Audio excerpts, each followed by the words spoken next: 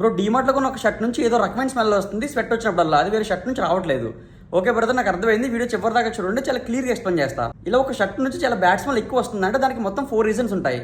First reason వచ్చి ఆ use చేసిన ఫైబర్స్ అన్నవి లో గ్రేడ్ కాటన్ ఫైబర్స్ అయి ఉండొచ్చు. లేదు అంటే కనుక ఆ లో గ్రేడ్ కాటన్ ఫైబర్స్తో పాటు కొన్ని సింథటిక్ ఫైబర్స్ మిక్స్ చేస్తే ఆ టైప్ ఆఫ్ బ్యాక్టీరియా ఎక్కువ ప్రొడ్యూస్ అవుతుంది అక్కడ, దానివల్ల ఎక్కువ స్మెల్ వస్తుంది. అదొక రీజన్ అయి ఉండొచ్చు. అండ్ సెకండ్ రీజన్ వచ్చి మార్కెట్లో లో క్వాలిటీ షర్ట్ కొన్నారంటే దానికి యూజ్ చేసే డైస్ వచ్చి లోకల్ కెమికల్ డైస్.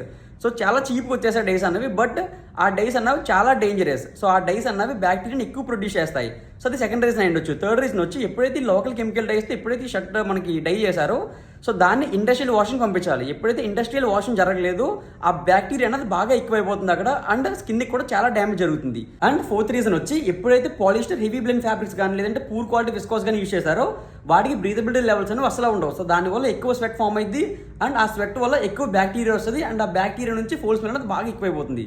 సో ఇది కూడా గుర్తుపెట్టుకోండి, ఇది ఫోర్త్ రీజన్.